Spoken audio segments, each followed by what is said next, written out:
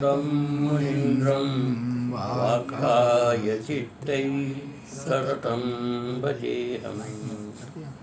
गुरुर्ब्रह्मा गुरुर्विष्णु गुरुर्देवो महेश्वर गुरुसाक्षात् परं ब्रह्म तस्मै श्रीगुरुवे नमः। ध्यानमूलं गुरुर्मूर्ति पूजामूलं गुरुपदम् मंत्रमूलं गुरुर्वाक्यं मोक्षमूलं गुरुकृपा। हरि ओम नमस्ते। येन सर्वत्र समं पश्यति योऽर्जुन सुखं वा यदि वा दुःखं स योगी परमो मतः। अर्जुन उवाच योऽयं योगस्त्वया प्रोक्तः साम्येन मधुसूदन एतस्याहं न पश्यामि चञ्चलत्वा स्थितिं स्थिरां। चञ्चलं हि मनः कृष्ण प्रमाथि बलवदृढम्। तस्याहं निग्रहं मन्ये वायोरिव दुष्करम्। भगवान् उवाच असंशयं महाबाहो दुर्निग्रहं चलम्। अभ्यासेन तु कौन्तेय वैराग्येण च गृह्यते। असंशयात्मना योगो दुष्प्राप इति मे मतिः। वश्यात्मना तु यततात् शक्यो वाप्तुमुपायतः। जय श्री राम की जय। कल जो है अपना कहाँ तक चाहे तुम्हारे ये चित्त के विक्षेप के बीज है। किसी भी वस्तु को पैदा करने के लिए, उत्पन्न होने के लिए बीज की आवश्यकता होती है। बिना बीज से पैदा, ये भी कैसे कारण, बीज जो है वृक्ष का कारण है ना। उसी प्रकार से ये चित्त विक्षेप का कारण क्या है, चित्त का कारण क्या है। तो दो बीजे चित्त वृक्षस्य, चित्त रूपी वृक्ष के दो बीज है। प्राणस्पंदन वासने च, एक तो प्राणस्पंदन और दूसरी वासना। ये चार चीज पहले बताई थी, इसमें दो रह गई, दो के अंतर्गत सहा जाता है। प्राणस्पंदन और वासना जो है चित्त का सबसे बड़े बीज है, अर्थात उसी से वृक्ष की उत्पत्ति होती है। चित्त जो है प्रबल होता है। एतस्मिंस्तयो क्षीणे क्षिप्रम दे अपि नश्यत। ये दोनों में से एक का नष्ट हो जाए तो दोनों नष्ट हो जाते एक साथ। यानी कि जैसे एक रुपये के दो पहलू होते हैं, यदि एक खत्म हो जाता है तो रुपये का अस्तित्व खत्म हो जाता है ना। इसी प्रकार से एक के नष्ट होने पर दोनों नष्ट होता है, और दोनों नष्ट होता है तो कारण के नष्ट होने से कार्य नष्ट हो जाता है। तो यहाँ पर ये दोनों बीज जो है उसमें किसी एक बीज को आपको नष्ट करना है।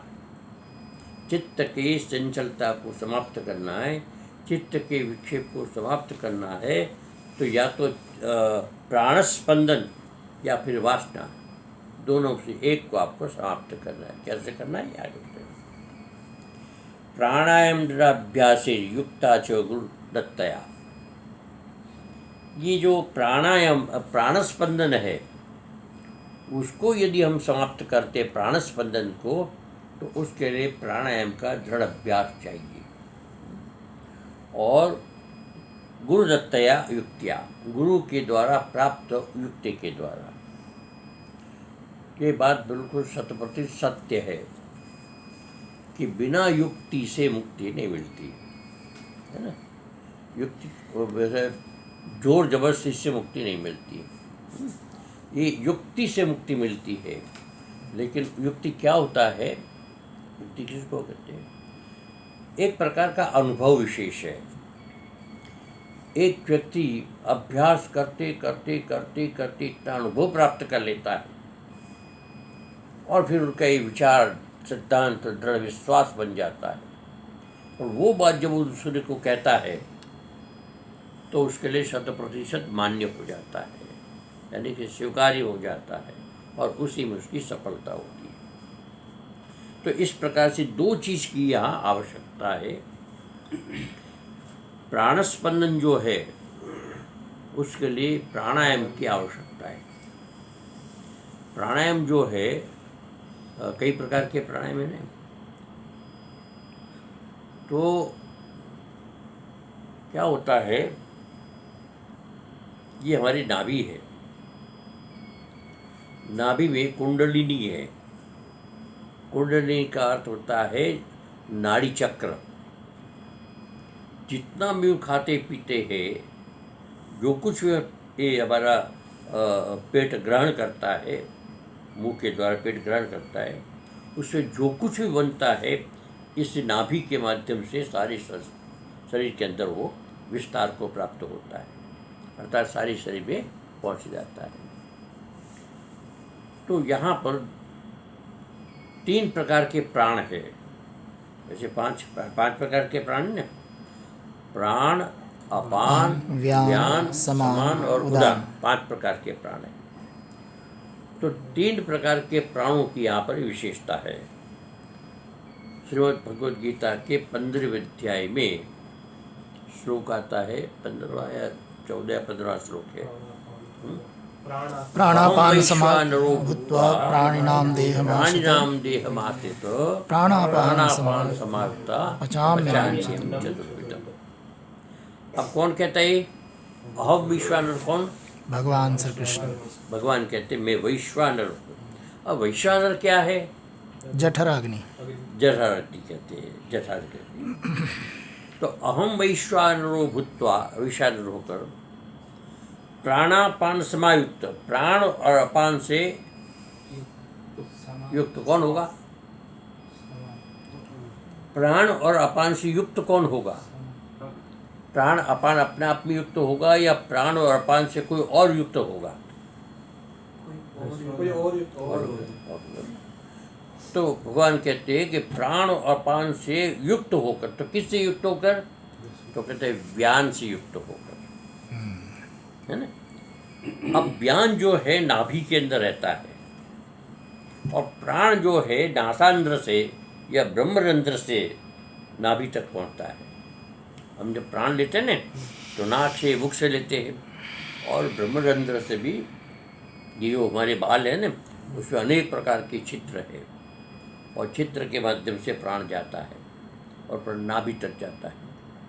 इसी प्रकार से अपान जो है वो गुदा से ऊपर जाता है और तालु से ऊपर जाता है। ये तालु है ना, जो हम पैर का है तालु, वो दोनों से ऊपर जाता है और जा करके नाभि तक जाता है। तो प्राण ऊपर से जाता है और अपान नीचे से ऊपर आता है, और बीच में व्यान होता है नाभि में। मध्य व्यानमासीनम सर्वे देवा उपासते, ये सतपथ ब्राह्मण का एक वाक्य है। मध्य प्राणमासीनम सर्वे देवा, मध्य व्यानमासीनम, मध्य व्यानमासीनम सर्वे देवा उपासते, मध्य में व्यान है और सारे देवता उसकी उपासना करते। देवता कौन है? इंद्रियों के अधिष्ठात्री देवता, अर्थात इंद्रियां। इंद्रियां उसकी उपासना करती है, उस व्यान की उपासना करती है। क्यों? कि व्यान के द्वारा ही इंद्रियां जीवित रहती है, व्यान के द्वारा ही सारा शरीर क्रियाशील होता है, और व्यान यदि एक क्षण के लिए रुक जाए तो राम नाम सत्य है। अब बिजली पैदा होती है, आपको पता है ना, बिजली हमेशा घर्षण से पैदा होती है। घर्षण जानते हैं कैसे? दोनों हाथ घर्षण करके देखो, गर्म हो जाएंगे। हाँ, क्या होता है? ये बिजली पैदा होती है, ऊर्जा पैदा होती है, ताकत पैदा होती है। इसी प्रकार से जो ये बिजली पैदा होती है, पता है कहाँ से पैदा होती है? कहाँ पैदा होती है? देखा कहीं? कहाँ पर देखते? डैम के पास। डैम ऊपर से गिराते हैं, ऊपर से बहुत ऊंचे ले जाते हैं पानी, और वहाँ से पानी गिरता है। और गिरने का नाम क्या है? धारा। वेग। वेग। गिरने का नाम क्या है? वेग। वेग का हमारा फोर्स। तो अत्यंत तीव्रता से गिरता है, और गिरता है तो वहाँ क्या होता है? नीचे संघर्ष, टरबाइन होती है उससे जब जो है तो संघर्ष होता है। तो वहाँ पर संघर्ष होता है पानी का वस्तु के साथ, और जैसे ही संघर्ष होता है वैसे उसमें से करंट उत्पन्न होता है। करंट उत्पन्न होता है, वो करंट जो है तार के माध्यम से या वस्तु विशेष के माध्यम से अंदर आगे निकल जाता है, उठता है। अच्छा, जैसे ही वो बंद हो जाता है पानी का स्रोत ऊपर से, वैसे बिजली बंद। क्या वो चलता रहे? ये जो टर्मिनल है ना, वो चलता रहे, लेकिन पानी के न होने से संघर्ष नहीं होता है, न होने से बिजली उत्पन्न नहीं होती है। अब वो क्या करेगा? टर्मिनल जो है क्या करेगा? जब पानी नहीं होगा तो एकदम शून्य हो जाएगा, कुछ नहीं कर पाएगा। ठीक उसी प्रकार से ये जो हमारा शरीर है, तो प्राण जो नासाग्र से और मुख से अंदर जाता है, नाभि तक जाता है, तो प्राण क्या करता है कि वहाँ पर उसको व्यान पर धक्का लगाता है, घर्षण करता है। और अपान क्या करता है? नीचे से ऊपर धक्का लगाता है, समझिए। तो मध्य में जो व्यान है क्या होता है? नीचे ऊपर होता है, नीचे ऊपर होता है ना। तो एक पिस्टन होता है। पिस्टन किसको कहते हैं?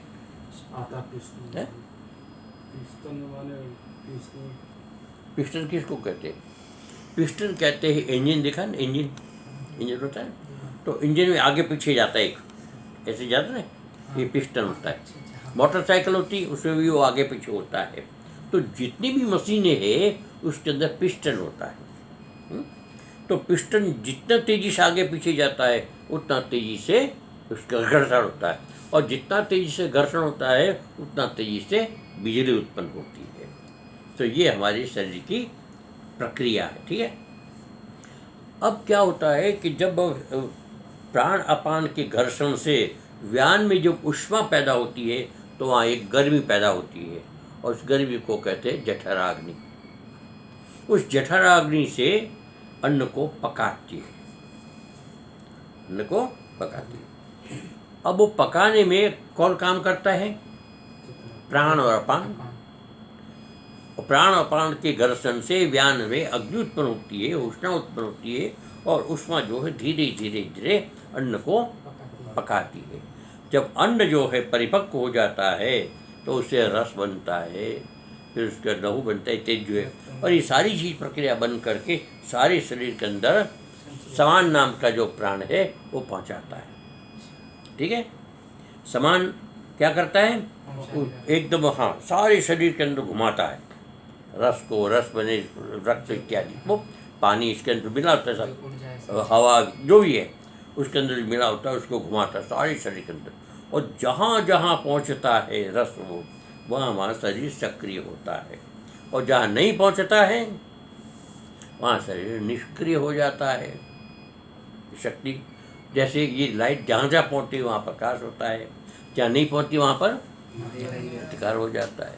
ठीक उसी प्रकार सारे शरीर को संचालन करने वाला वो व्यान है, इसलिए कहते सर्वे देवा उपासते। अभी जो प्राण अपान और व्यान है, हम लोग प्राणायाम करते हैं, प्राणायाम करते हैं ना, तो प्राणायाम से हमारे शरीर की गति ठीक ठीक चलती रहे। हमारे शरीर में जो प्राण की गति ठीक ठीक जो आवश्यक गति है वो ठीक ठीक चलती रहे, इसलिए प्राणायाम का एक सामान्य अभ्यास है। लेकिन वो सामान्य अभ्यास जब विशेष अभ्यास हो जाता है, विभिन्न प्रकार के प्राणायाम के माध्यम से प्राण को सब साधने की स्थिति बन जाती है। प्राण साधना जिसको कहते हैं, योग जिसको कहते हैं, तो प्राण साधना के माध्यम से धीरे धीरे धीरे धीरे प्राणायाम की सिद्धि होती है। और सिद्धि होकर क्या होता है कि हमारे अंदर जो एक जो नाभि है वो गुच्छा है वहाँ पर एक नाड़ियों का, तो उसके अंदर प्राण का प्रेशर होता है। ये प्राण की साधना के लिए है, सामान्य प्राणायाम के लिए नहीं है। सामान्य प्राणायाम केवल हमारे शरीर को संचालन के लिए, ऊष्मा पैदा हो और उससे अन्न का पाचन हो और सारा अन्न सारे शरीर में वितरण हो, इसके लिए होता है। लेकिन विशेष जो प्राणायाम होता है, इसलिए यहाँ कहा है गुरु दत्तया युक्तिया, गुरु दत्तया युक्तिया, गुरु के द्वारा प्रदत्त युक्ति। तो उसके माध्यम से क्या होता है कि धीरे धीरे प्राण को दिशा देते हैं, शरीर में प्राण को दिशा देते हैं, प्राणायाम करते दिशा देते देते ये जो कुंडलिनी चक्र है उसको भेजते हैं प्राण के द्वारा और एक विशेष प्रकार का रास्ता बनाते हैं। उस रास्ता जो है पीछे, पीठ के पीछे दो नाड़ी है, क्या कहते हैं उसको, ईड़ा पिंगला, ईड़ा पिंगला नाम की दो नाड़ी, उस नाड़ी के अंदर प्राण को प्रवेश करवाते हैं और धीरे धीरे प्रवेश करते करते नाड़ी के द्वारा ब्रह्मरंध्र में प्राण पहुंचता है। जब ब्रह्मरंध्र में प्राण पहुंच जाता है तो फिर समझो कि वहाँ एक तरफ समाधि लग जाती है और वहाँ किसी भी प्रकार का कोई भाव नहीं होता, निर्विकल्पिक समाधि की एक धारणा बनती है। जब इस प्रकार की परिस्थिति जब बनती है तो चित्त की दशा नहीं होती है, चित्त की किसी प्रकार की क्रिया नहीं होती है, और जब चित्त की क्रिया ही नहीं होती है तो चित्त अमनस्क हो जाता है ना, स्थिर हो जाए, लय हो जाता है और चित्त फिर वहाँ बाहर जाने का कोई प्रश्न ही नहीं होता ही नहीं चित्त वहाँ पर। तो ऐसी परिस्थिति कैसे आती है, गुरु दत्तया युक्तिया। तब इस प्रकार का गुरु होना चाहिए। तो मैंने एक बार बताया था आपको, एक स्वामी विशुद्धानंद करके संत थे, आज से लगभग 65 मैं जब वृंदावन में रहता था उस समय, तो वहाँ वो भिक्षावृत्ति करके अन्न को रहता है, लेकिन उसने अभ्यास किया तो अभ्यास करते करते कि प्राण का उत्थान हुआ और प्राण वो जो पीछे ईड़ा पिंगला नाड़ी के अंदर प्रवेश करके ब्रह्मरंध्र में जाना चाहिए, इधर से इधर जाना चाहिए, इधर जा करके इधर निकल गया प्राण और निकल के वापस ऐसे पेट में आ गया। तो अब वो क्या होता है कि प्राण जैसे ज़्यादा उधर जाते, तो उससे क्या हुआ कि वो जो खाए वो एकदम उल्टी हो जाए, प्राण से अंदर जो है पेट में टिकने ना दे। तो जैसे ही खाली जगह रही प्राण वहाँ पहुँच जाता था, प्राण के प्रकार अंदर से तो बहुत दुखी होते थे, बहुत परेशान होते थे। तो उनको ये होता है 1 मिनट के लिए उनका पेट खाली नहीं रहता था, है, थोड़ा सा खाना खाया, उसके बाद फिर वो रोटी पानी में मिला करके फिर खाना, फिर खाना, इस प्रकार दिन में लगभग 3-4 10-15 बार से रोटी वो भिगो करके खाते रहे। तो एक बार मैंने भी कहा कि महाराज मेरे को ये सोचना है था, उस समय वो ऐसी थी से जो भी साधना करने के लिए तत्पर हो जाते थे साधना करने, उन्होंने के बिना गुरु से साधना नहीं करना बेटा, साधना करोगे बिना गुरु से तो दुर्दशा होगी मेरी, जैसे मेरी हो रही है। मैंने भी किसी गुरु का सहारा नहीं लिया और बस मैं उत्साह में आकर के करता रहा, करने में सफलता मिली लेकिन असफल हो गया थोड़ी सी गलती के कारण, यानी। और ये सब चीज़ जो होती है गुरु अपने अनुभव के आधार पर उसको मार्गदर्शन करता है और उसको युक्ति बताते। अच्छा क्या होता है कि हमारा प्राण इधर आ गया है, यदि कोई नस वहाँ है और उसका आवश्यकता पड़ी, उस नस को दबा कर रखे अपने आसन से, बैठने के आसन से, लेटने के आसन से या और किसी प्रकार के आसन से, जो नाड़ी में हमको प्राण का प्रवेश नहीं करवाना है वो नाड़ी को ऐसे खुलने न दे, दबा कर रखे, तो प्राण जो न अपनी जिस जाए उस तरफ चला जाएगा।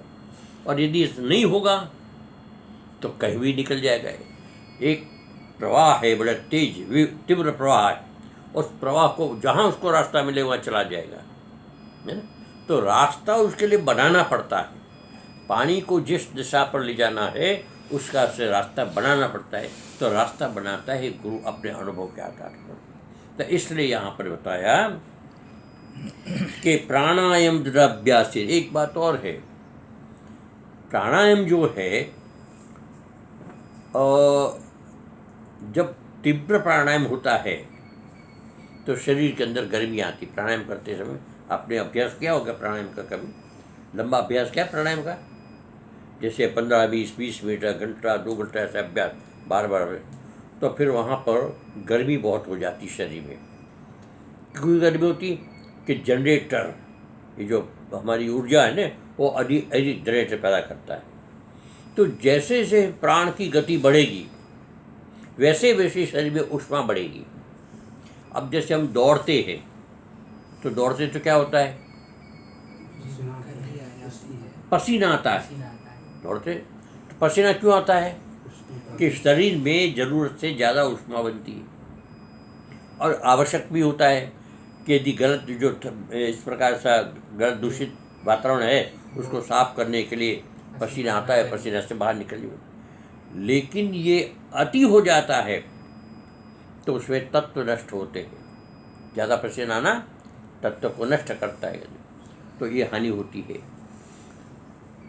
यदि आप बहुत पूरा गले तक भोजन करेंगे, पाचन शक्ति कमज़ोर हो जाएगी।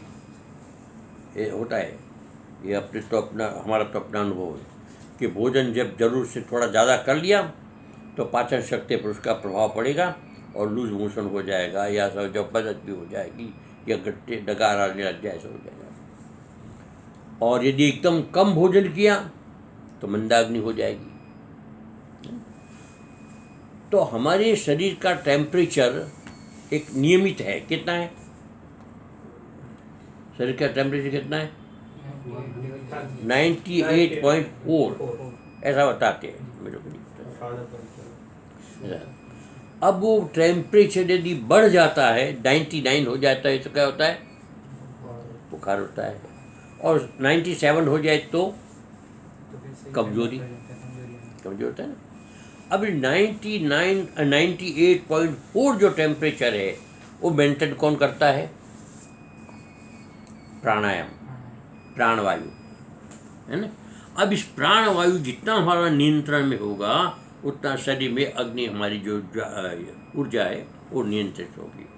और इसलिए नियमित रूप से प्राणायाम करने वाला व्यक्ति, उसका प्राण प्रक्रिया ठीक ठीक चलती है, पाचन शक्ति ठीक रहती है। तो कम से कम 10 मिनट के लिए रोज प्राणायाम करना चाहिए। मैं करता हूँ, आज भी करता हूँ।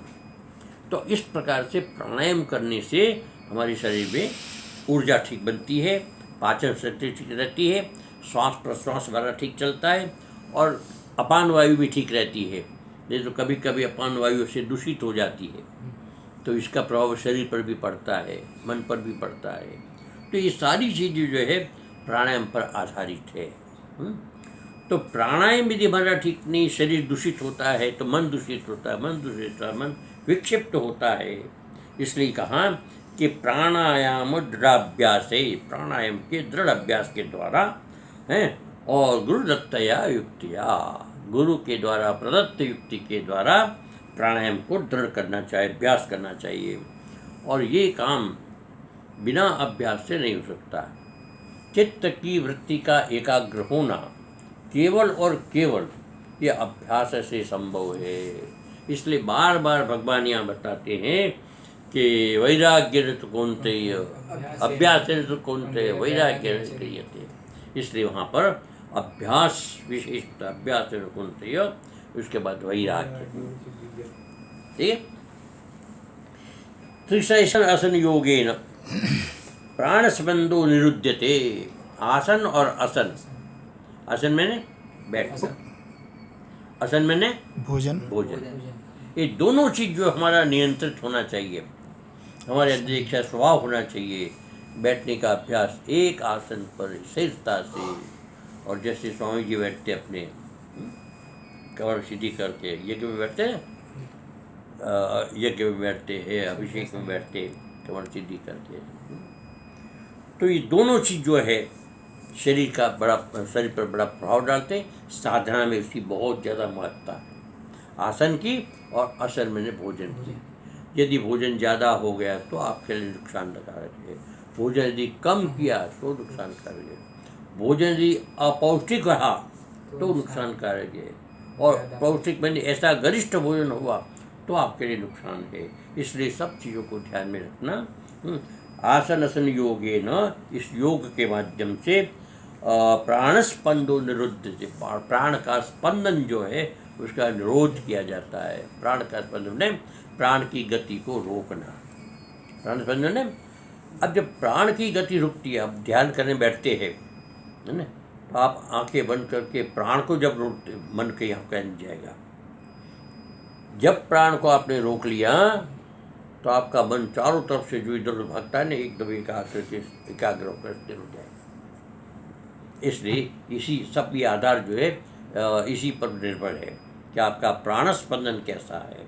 ये तीव्र है तो मन विक्षिप्त होगा, प्राण स्पंदन बिल्कुल स्थिर है तो आपका मन शांत होगा। इस प्रकार से यहाँ ये बताया। असंग व्यवहारित्वात् भवो न वर्जनात्, शरीर नाशदर्शित्वात् वासना न प्रवर्तते। अब दूसरा बताया उपाय वासना के विषय में। तो प्राणायाम गुरुदत्तया युक्तियाँ, आसन आसन से हम अपना अभ्यास कर सकते हैं, लेकिन वासना को दूर करने के लिए एक विशेष प्रकार का अभ्यास दूसरा है, वो है असंग व्यवहारित्वात्। वाह। व्यवहार जो है असंग व्यवहार होना चाहिए। एक होता है संसार और एक होता है परमार्थ। संसार का अर्थ होता है व्यवहार और परमार्थ का अर्थ है व्यवहार से मुक्ति, सब प्रकार का व्यवहार से मुक्ति। सहज भाव से जो हो जाए, लेकिन आपका अपना जो स्वभाव है, देखो असंग आप इसलिए नहीं रह सकते, संसार में रहते, जहाँ रहेंगे संसार में किसी न किसी रूप में इसका व्यवहार रहेगा, लेकिन आप यदि असंग है तो सब प्रकार के वातावरण में रहते हुए भी आप असंग है। तो इसलिए कहते हैं असंग व्यवहारित्वात् और भव भाव वर्जनात्। भव भावना, भव ने जन्म, भव ने जन्म, जन्म की भावना से रहित हमारे मन में भाव होना चाहिए कि हमें संसार में जन्म दोबारा नहीं लेना है। एक दूसरा होता है कि भव ने पदार्थ, संसार के पदार्थ, वो भावना से वर्जित, पदार्थ के उपयोग करने की भावना से वर्जित, किसी भी प्रकार के पदार्थ का उपयोग आपको नहीं करना है। अब आवश्यकता के अनुसार उपयोग हो जाए बात अलग है, लेकिन चाह करके किसी भी पदार्थ का उपयोग नहीं करना है। तो इस प्रकार से भव भावना वर्जनात्, शरीर नाश दर्शित्वात्। वैराग्य कब होगा? वैराग्य कब होगा? कि वैराग्य तब होगा कि शरीर नाश, हम देखते हैं कि शरीर नाशवान है, प्रतिपल शरीर में मोह करना उचित नहीं है। संसार नाशवान है, संसार के पदार्थों में एक प्रकार लिप्तता होना अच्छा नहीं। तो ये दोनों प्रकार से जब आपके अंदर वैराग्य होगा, उसके प्रति अरुचि होगी, तो समझो कि ये होगा वासना का क्षय होगा। इसलिए कहते शरीर नाश दर्शनात्, नाश दर्शित्वात् वासना न प्रवर्तते। फिर वासना की प्रवृत्ति नहीं होती। वासना क्या है? इच्छा। वासना है इच्छा, संसार के विषयों के भोग की इच्छा, संसार के पदार्थों के उपभोग की इच्छा, ये वासना है। जब आपने नाशित, सब कुछ नाशवान है, आपके मन में सबके प्रति वैराग्य है, तो वैराग्य में फिर भोग की इच्छा नहीं रहती है। तो इस प्रकार की स्थिति जब प्राप्त होती है तो उसको कहते हैं वैराग्य। तो इस प्रकार दो बकरा बताए। वासना संपरित्यागात् चित्तम गच्छित चित्तताम। वासना संपरित्यागात्, वासना का सर्वथा त्याग हो जाता है, वासना की सर्वथा निवृत्ति हो जाती है। तो कहते हैं अचित्तताम गच्छन्ति चित्तम। चित्त जो अचित्तता को, अर्थात चित्त जो है विषयों का चिंतन नहीं करता है, बाह्य विषयों का चिंतन नहीं करता है। जब बाह्य विषयों का चिंतन नहीं करता है तो क्या करता है? आत्मचिंतन करता है।